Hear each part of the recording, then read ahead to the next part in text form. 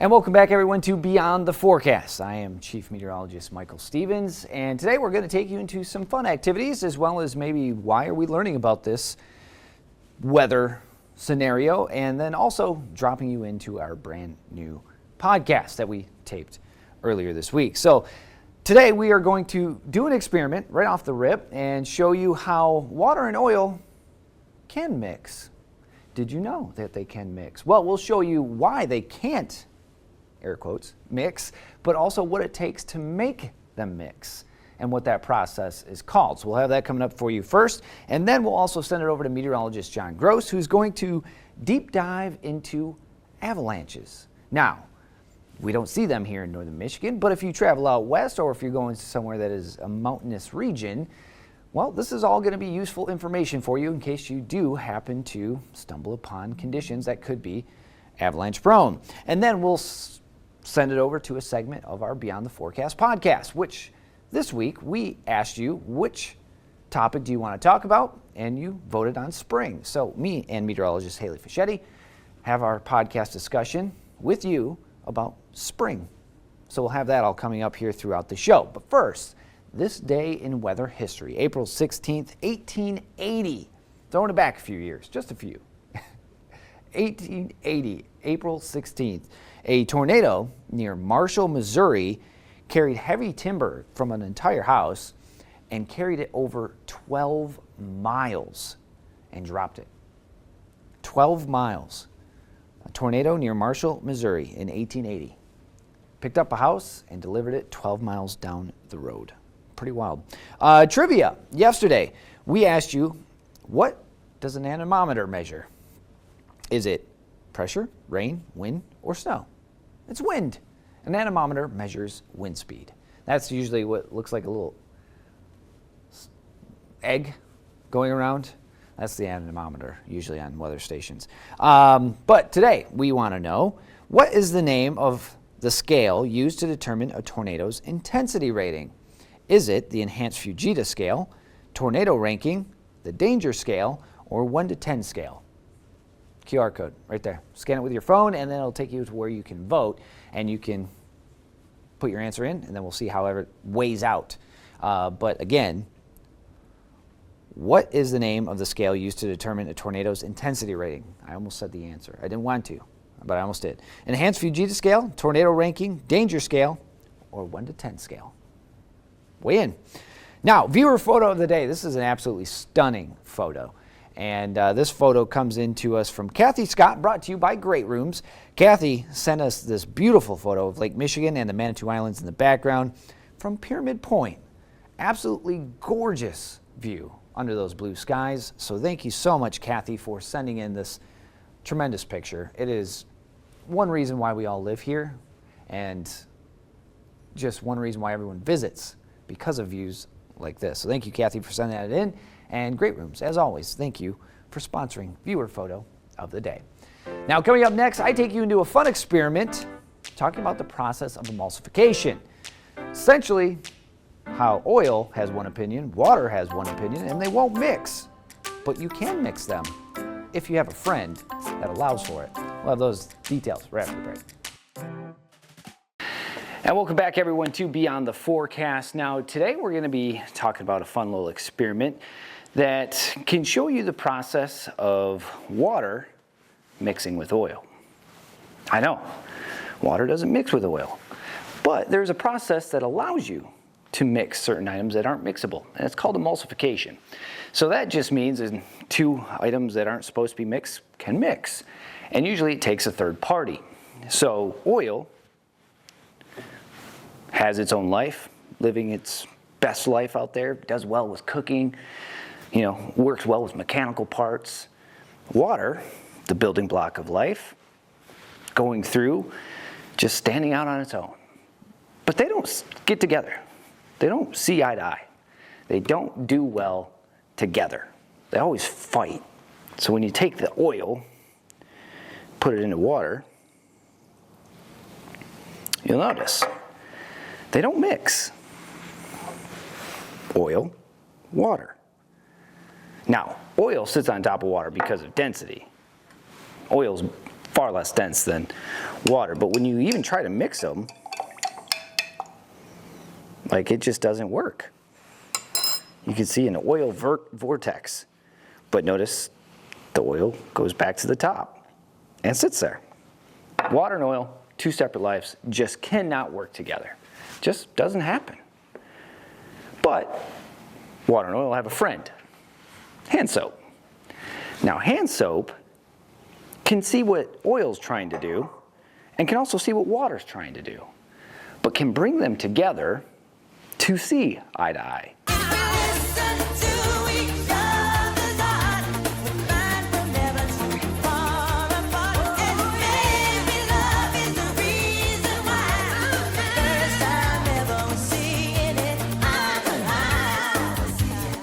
So when we put dish soap, or I should say hand soap, in with the water and oil,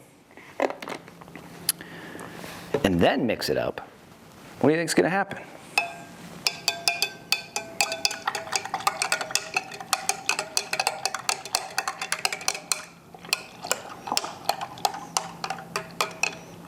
There you go. Water and oil mixed and will not separate.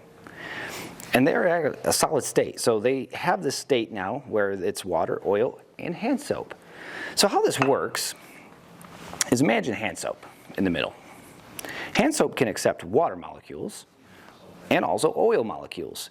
But when you mix them together, that will allow them to mix, whereas before they were separate because water's buildup and oil's buildup would not collect. They would not go together because they only have one receptor. So they would not mix together. But when you take molecule buildup of hand soap, it allows them to work together. And that process is called emulsification.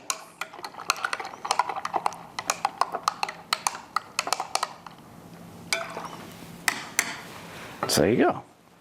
Oil, water, hand soap, living harmoniously. But all through a process called emulsification.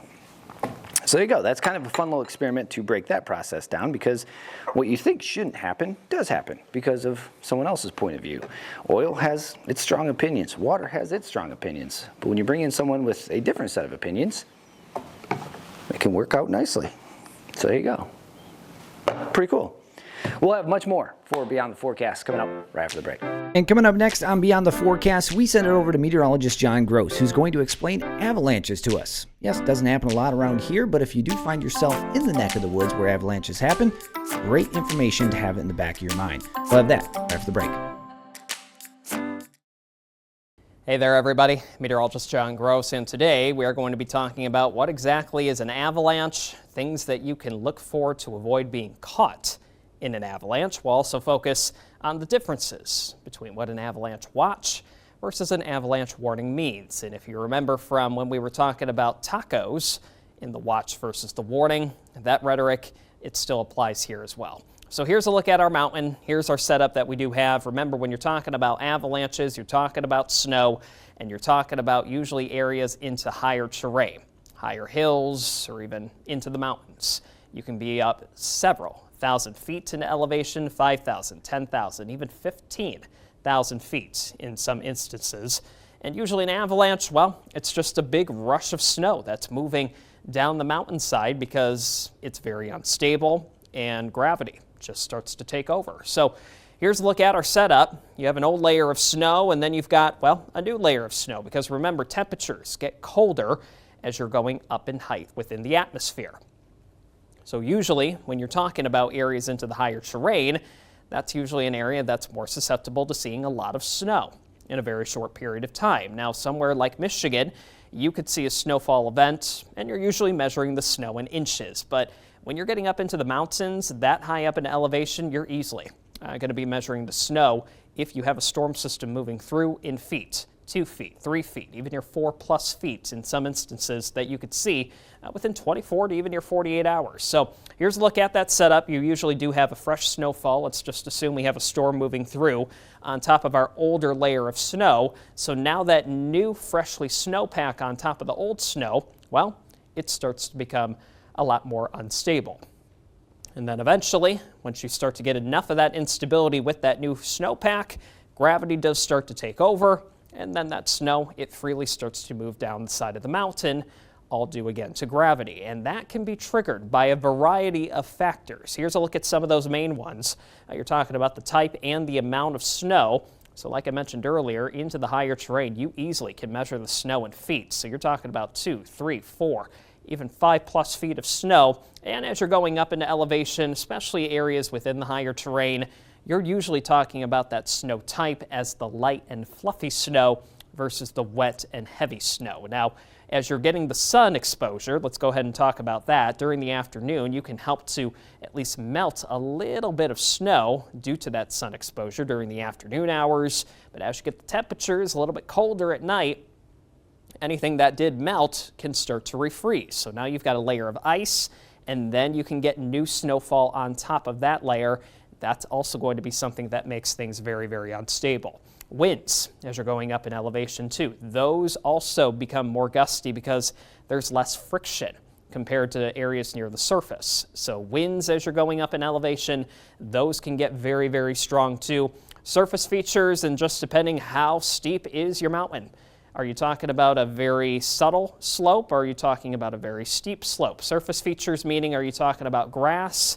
Are you talking about rocks? What type of surface features are you looking at? Also, man-made triggers. These can be intentional from a type of explosion. If we're looking at a mountain and we know that it's a very prone area for avalanches to occur, if we're trying to at least get that snow down the mountain so people are not caught in it, or it can just be from accidental things. You can have several people walking up a mountainside, and that can just be enough. If the snowfall is deep enough and the instability, at least with the snow itself, is unstable enough to where that alone could cause an avalanche. So you're talking about several things there. So let's go over some avalanche safety tips. Here's a look at the main one.